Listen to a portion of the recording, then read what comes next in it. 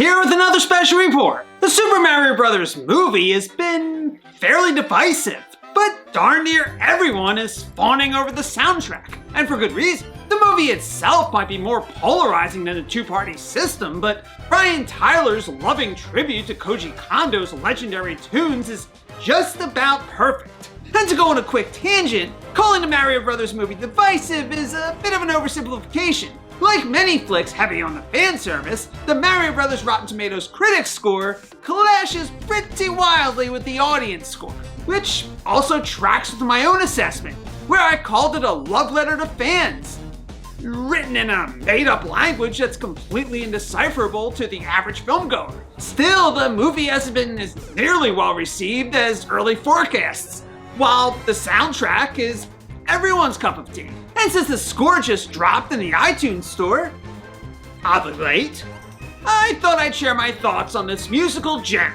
Like the movie, the score is just saturated with references. There's your cues even your grandma knows, the Mario 1 overworld, the underground theme, the underwater waltz, but every Mario era is well represented. Whether you grew up in the era of Reaganomics, or the global war on terror, or anything in between, you'll recognize the soundtrack to your childhood.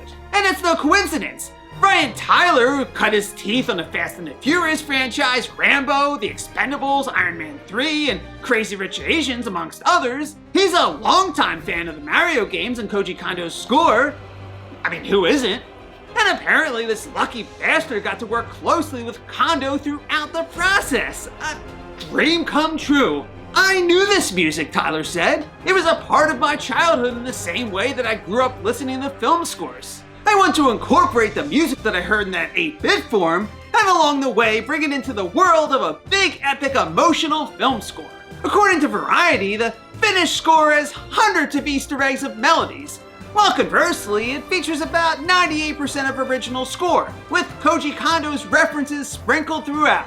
Still, those references are prominent enough that Kondo got a well-deserved credit on the cover, though either way, it's Tyler's reconfiguration of Kondo's themes that matters. Like Tyler said, taking 8-bit tunes and parlaying them into the nostalgic heart of a fully orchestral film score. The album is a pretty decent mix of Koji Kondo references and original themes, which is a good place to discuss the giant gorilla in the room. Like you probably know, the movie resurrects the Mario rap from the Super Mario Super Show, but the movie features another Nintendo-themed hip-hop track.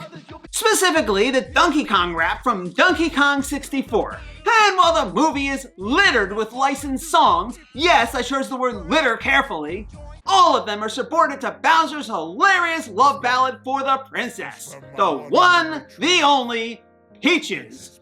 Co-written and performed with manic zeal by the voice of Bowser, Jack Black. And yes, it made the album. The album opens with Super Mario Bros. Opus, which is pretty much exactly what it sounds like, a compilation of all the themes unique to the movie. And before I get to my personal standout tracks, let me quickly touch on a few curios. Platforming Princess, when Peach runs through her training course, has a rather on-the-nose but cute rendition of the level complete theme from Mario Bros. 1. Driving Me Bananas has a gaggle of callbacks to Donkey Kong Country, including the title screen, boss, and island swing from number 1. Though, sadly, and as I understand it, this entire track was left on the cutting room floor, replaced by Take On Me in the movie. Then there's Buckle Up, which sports the film's rendition of the Rainbow Road theme. And that brings me to my favorite tracks, starting with Strange New World, which is when Mario first arrived in the Mushroom Kingdom. Starting with a heavenly variant of the Mario 1 overworld theme, it quickly transitions into a glorious version of the Captain Toad themes from Super Mario Galaxy and Odyssey, and of course Captain Toad Goes Forth from Super Mario 3D World, even Peach's Castle from Super Mario 64. And in the very next scene, aka Welcome to the Mushroom Kingdom, you're met almost immediately with Toad's Mushroom House from Mario 3. In my review, I mentioned how Toad is a teensy bit less annoying, and a big part of that is Keegan-Michael Key's voice acting and Toad's musical themes. Level Complete is a fantastic recap of the most popular Mario tunes as interpreted for the movie, but my absolute favorite has to be Fighting Tooth and Veil, which opens with the Save the Princess theme from Mario 1 and quickly turns into frenetic chaos. getting more and more manic as the track goes on, with nods to the athletic themes from Super Mario World and Super Mario 3, and the castle theme from Mario 1, amongst other sections. So there you have it. While the movie was imperfect, the soundtrack is just sublime. Check it out when you get the chance. Thanks for joining me for another special report. Please remember to like this video and subscribe to my televisual program, and I'll see you next time. This is Jimmy Midnight signing off.